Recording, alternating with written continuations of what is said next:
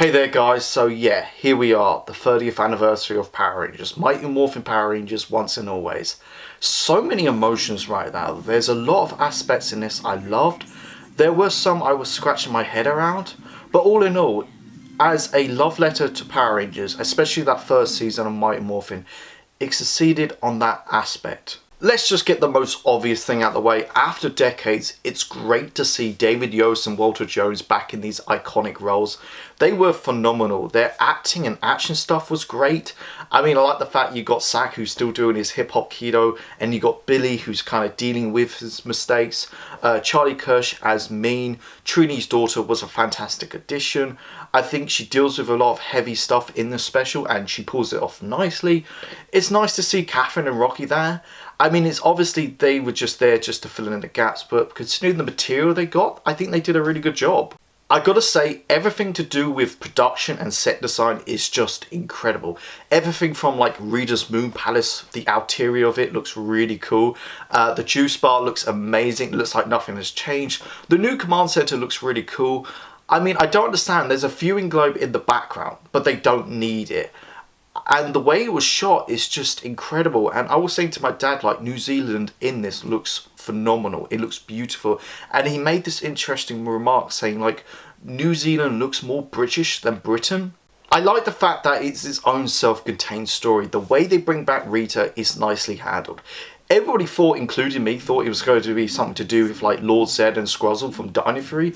And compared to other anniversary specials where it's tied into the current series at the time, it's great not to have it with this because we get to see how much these Rangers have evolved since we last saw them. Robo Rita isn't messing around this time. She's not going to summon another pudgy pig to eat of the food. I mean, she kills Trini on the spot.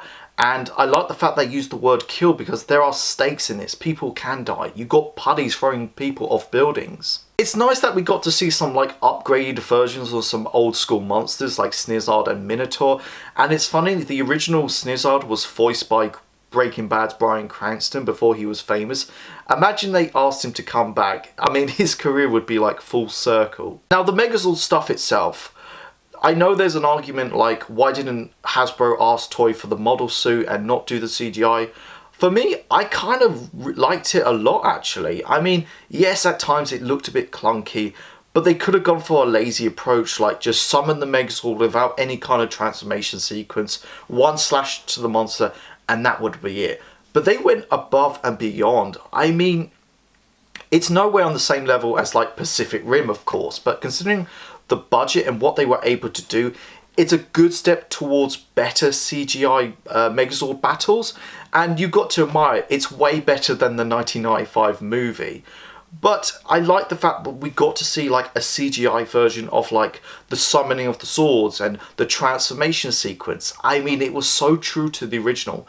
I mean, I would have loved to hear the voice of like transformation sequence initiated. And the fanboy dream of mine would be like having the original Megazord, the Shogun Megazord, the Thunder Megazord, and the Ninja Megazord at the same time. But you could tell the special was wanted to heavily tie into the first season of Mighty Morphin. That's why like Catherine and Rocky never used their ninja powers. And I gotta say, the cockpit is just beautiful. Not only do I think it's superior than the original cockpit, but I think it's one of the best cockpits in Power Rangers now. The special is just filled with moments I adore, like at the beginning you got the original 6 heading towards battle, and you got the explosion in the background, you got like the Rad Bug 2, you got Zach's hip hop keto, you got at the ending when you got Zach and Billy telling Mean about her mum, how she was afraid of heights, how she had to help Billy. You kind of like got Bulk and Skull have their own business, and even though Jason, Tommy and Kimberly aren't there in person, I like the fact they use archive audio. And I did get teary at the end when they did the tribute for Tree Trunk and Jason David Frank. Now the special isn't perfect. There are some issues like Adam Aisha come back for like 2 minutes. It's cool and all, especially to see Karen Ashley back after like so many years, especially the way she was written out of the end of Mighty Morphin Series 3.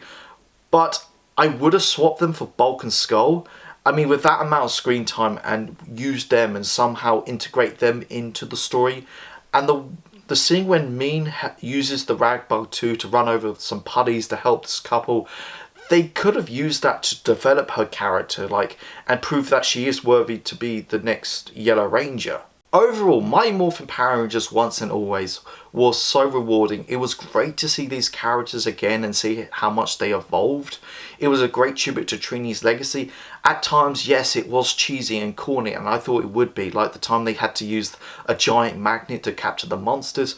But we mustn't forget that Mighty Morphin Power Rangers was a cheesy, corny show back in the 90s.